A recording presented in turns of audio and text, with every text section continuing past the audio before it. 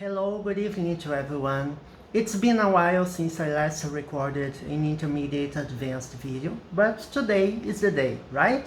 Once in a while I have to record it as I haven't finished recording the advanced grammar yet. So there is much to be covered, and we'll continue studying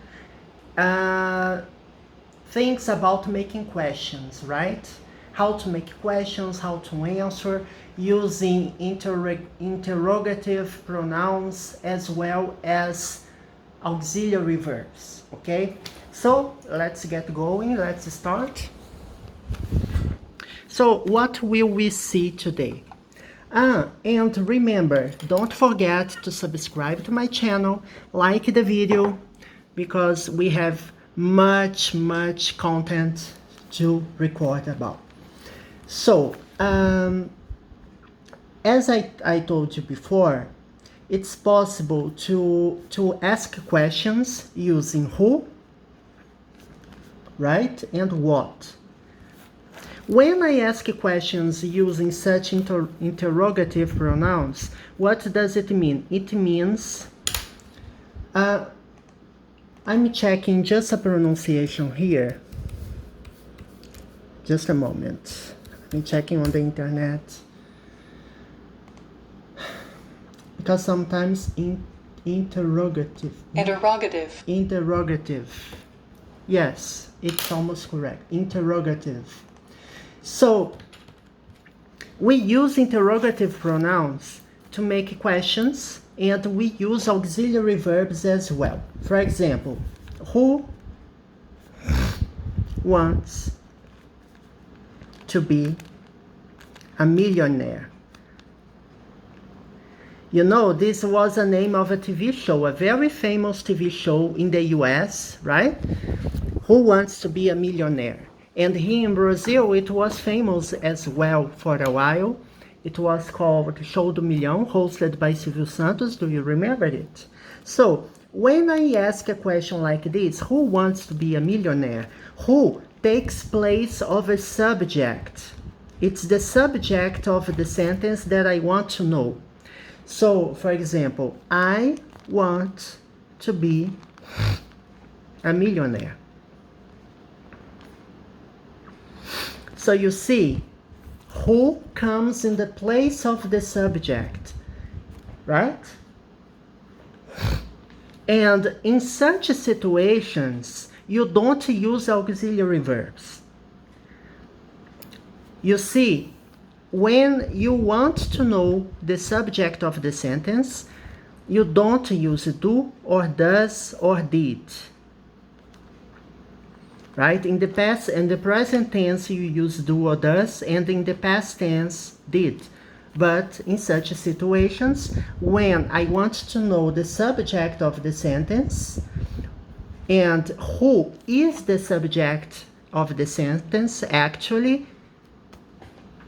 I don't use auxiliary verbs. Let's see more examples. What happened to him? Right? Something happened to him. So I want to know what happened to him. Why don't I use an auxiliary verb here? First of all, what is the subject of the sentence? Something happened to him. You can replace what with something. Something happened to him. So whenever it's possible to replace the interrogative pronoun with a pronoun like something, it means that what actually is the subject of the sentence. And the same applies here. You can say somebody wants to be a millionaire. Okay? You can replace who with somebody. All right? More examples.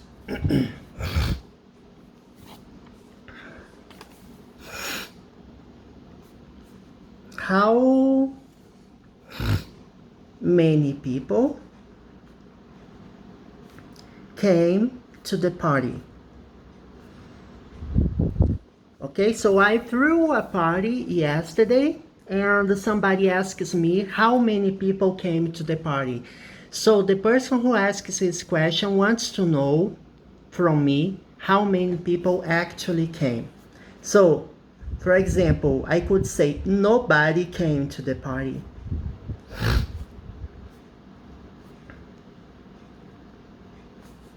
Right? My family came to the party.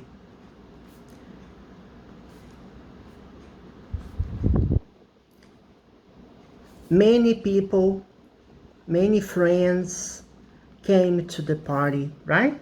So how many people? People is the subject of the sentence.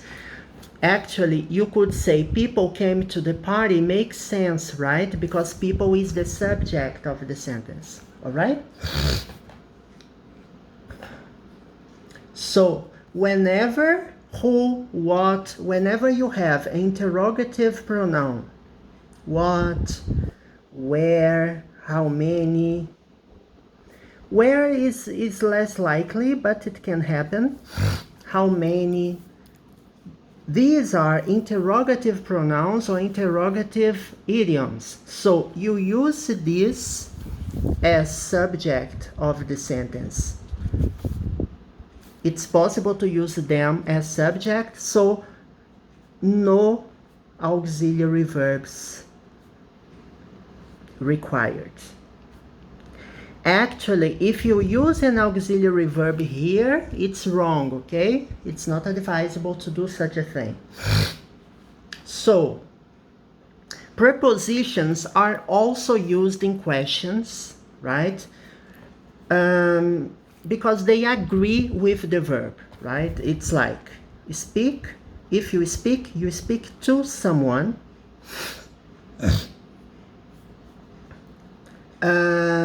For example, apply for a job.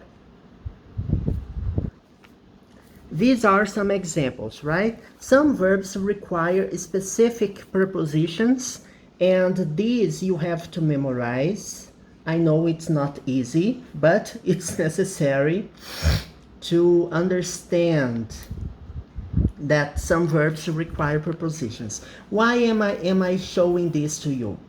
Because I will make a question using the preposition in a particular position, right? I want to speak to the manager. This is an affirmative sentence, right? I want to speak to the manager. Then I want to make a question out of it. So, who do you want to speak to? It's necessary to put the preposition in the end of the sentence. You see? Speak to, right? Another example is apply for a job.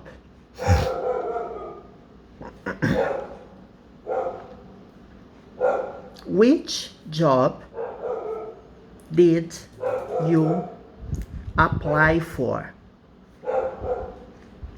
I want to know which job did you apply for. You had a few choices, right?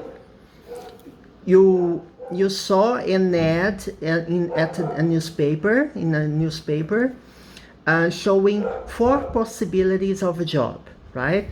One is a secretary, one is a system analyst, another is an HR analyst, and another is a logistics manager. So you had 4 jobs. So which job did you apply for? Which of these jobs did you apply for? I applied for the HR analyst position. So you see, you use apply for, and in the question you have to use apply for as well, right? Preposition plus a word whom is also possible. To whom, it's possible to use its formal language, right? It's not normally used or currently used in dialogues. It's not very common to find. In written language and formal language, you see, for example, it's possible to make a question like this. Instead of who, you start the question with to whom do you want to speak? So here I didn't put to in the end of the sentence like here. So why is that? Because I started the question with the preposition to. So to whom is formal language, and as such, it's not necessary to put the preposition at the end of the sentence, right? It's weird, I have to agree with you. It's not very common. I guess I have never used such expressions, but it's possible. And whenever you see whom written in a book, for example, you know that it's the formal way to refer to the interrogative pronoun who, right? Okay, people. So far, so good. Is it possible also to make questions with negative sentences? Yes. You can use them to express surprise, right? Haven't we met before? For example, it's the first time you see this person, you are introduced to a person and you see, I know him or her from somewhere. I don't remember where I saw him, but I'm sure I saw him somewhere. He's not unknown to me. I have seen. So I start the conversation with, haven't we met before? So I express surprise here, as I suspect that I have already met this person. So I start the question with an interrogative, with a negative verb, okay? Which verb tense is this? It's the present perfect, in which we have the verb have plus the main verb in the past participle. Meet, met, met, okay? The past participle is the third column of the verb tense, okay?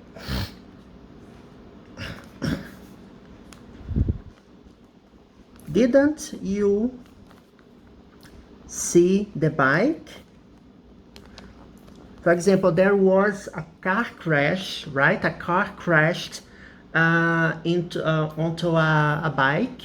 There was an accident, and a pedestrian comes to you and says, wow, didn't you see the bike coming? Are you blind or something, right?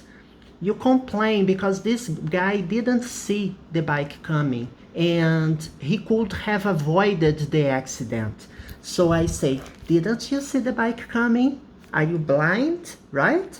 So I am expressing surprise here, right? It's a surprising situation to me. So I can use negative sentences, negative questions actually, to express surprise, okay? So I guess this is it. This is the end of our advanced intermediate lesson for today. Next lesson, we will continue seeing such cases. There are more examples to see about it. So don't forget, as I mentioned, to subscribe to the channel, because there is a lot of videos coming, both from the basic, we have the basic videos and the intermediate advanced videos. The basic ones are narrated in Portuguese, but they explain the basic grammar, and the intermediate advanced videos as this one is entirely in English, okay? So you can choose whichever video list you want to watch, depending on the level of your English, right? So have a good evening. Bye bye.